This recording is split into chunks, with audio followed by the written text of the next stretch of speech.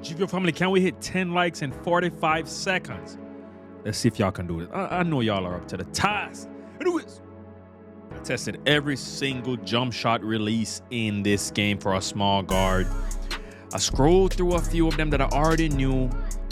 I found a perfect one for Patty Mills now. And it's none other than Sam Merrill. Sam Merrill gives you one of the fastest releases on the slowest speed. It's a tier 1 jump shot release. You know, I've dropped Miles McBride. I've dropped AJ Green, which is way slower. Chris Paul, Pritchard. I've even used Jerome Robinson, which is the fastest release in this game. Obviously, you have Oscar Baluba. All these good releases. McBride, to me, is up there, just like Colin Sexton. But Sam Merrill gives you all-around good stats while maintaining that maxed out A+ speed on the lowest speed, while giving you a good release height and a decent immunity when paired up with Oscar Robertson. Now, here are some other bases. If you cannot get Patrick Mills' base, here are some other bases you would like to use with this that are good. You have Cam Thomas. You also have Cam Thomas is gonna be one of the best ones to use. All right, let me just put that out there. Kevin Porter Jr. If you can't get Patty Mills, you're not gonna be able to get this because you need to be a starter 4. All right, but Jamal Murray is also a great jump shot base to use with this. I've known about this Murray sauce since they released it earlier on in the 2K25 life cycle.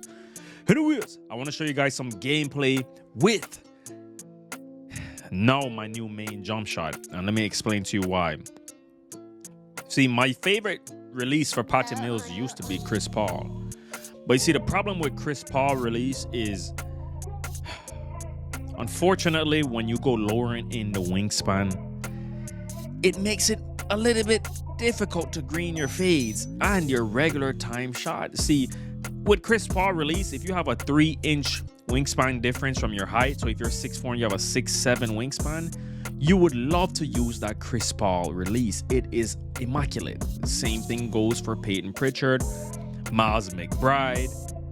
There's endless jump shot releases I've dropped for you guys this year. The same thing applies to all of them, but you see the difference is with this Sam Merrill jump shot release, it works for the smaller release, the quicker speed jump shots, because the smaller your wingspan is, the faster your jump shot's going to feel. I don't know why it's like this every year in 2K, but that is just the way it goes. So in order to green Patty Mills consistently, because I know a lot of you guys probably green your jump shot consistently already without Sam Merrill with minimum wingspan, but you probably don't use Patrick Mills' base. Patrick Mills' base is the best base in this game. I don't care what nobody else says. That's my opinion. Your opinion might be different. Some people, even on the 10K, I've been playing the 10K way more. Probably already played like 7 games on the 10K in the past 2 days that I played, Saturday and Sunday. I only play Saturday and Sunday throughout the week.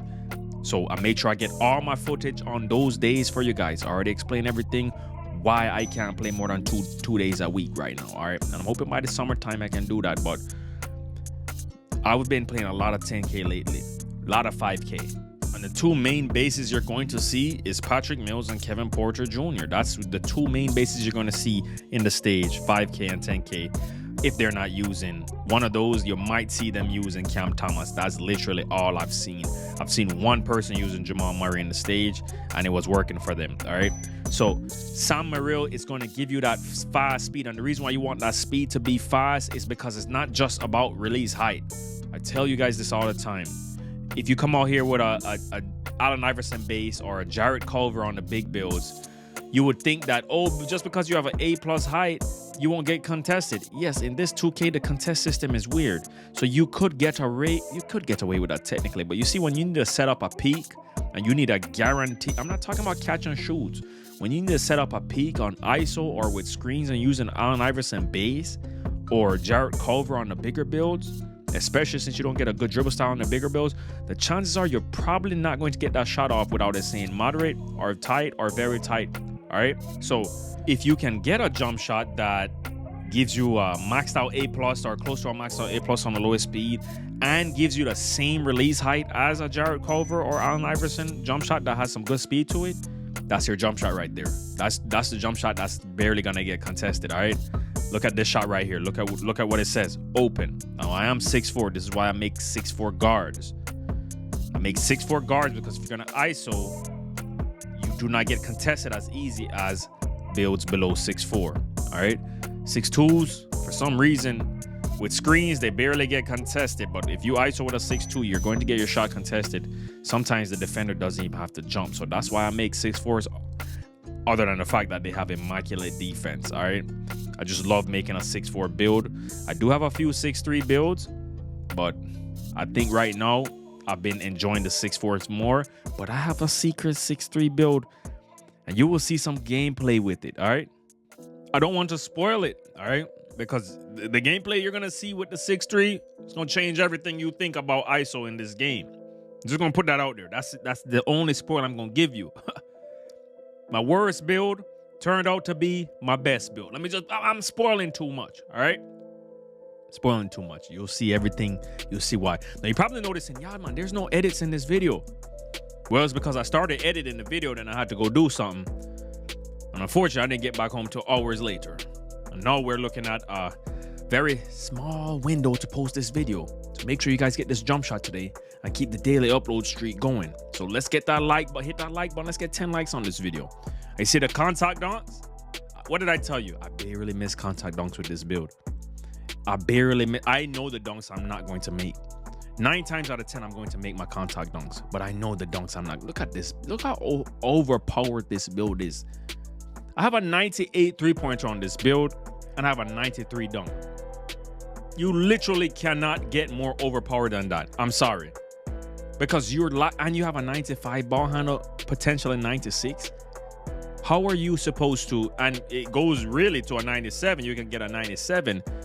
By the time summertime comes, I'm not even a veteran too. By the time summertime comes, it's like all the builds that you know in 2K are going to be Super Saiyan.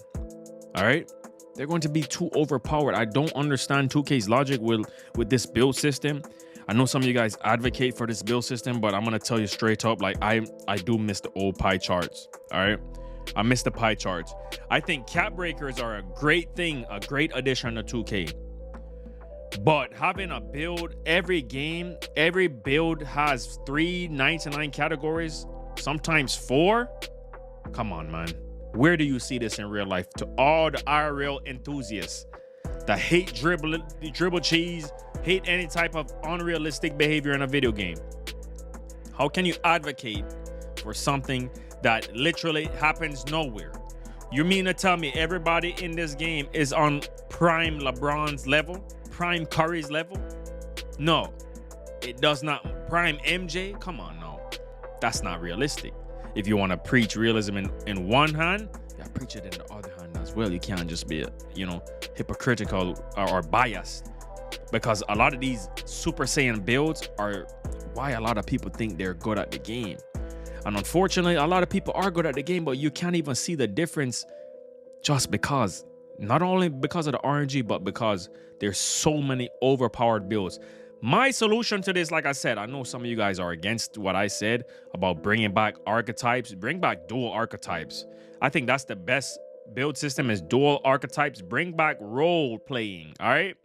Because, hear me out, everybody is not meant to be Steph Curry. There's only one Steph Curry. People have tried to emulate it. There's only one Steph Curry. There's only one LeBron.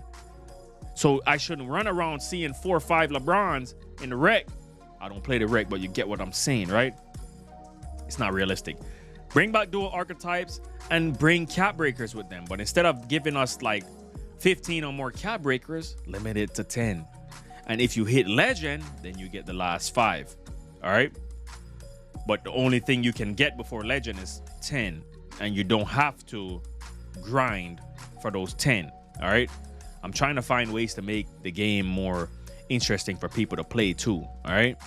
Because you don't want... One thing I wish 2K would do is kind of not make the legend grind so OP, where you have to know, like, there's people like me out there that they have no chance of playing the game more than twice a week. Some people can't play the game more than once a week, even though that's me sometimes. But you get the point. Making it a little bit, give us an incentive. I think, this would be the perfect solution. I think that there should be a certain rank that you can do through my career. Like, you know, you can get seasonal progression and stuff like that through Sunset Park. I think that you should be able to get up, say for this instance, I think you should be able to get up to a starter 4 in my career alone, all the way up to a starter 5, and then veteran 1, legend, you have to get that online.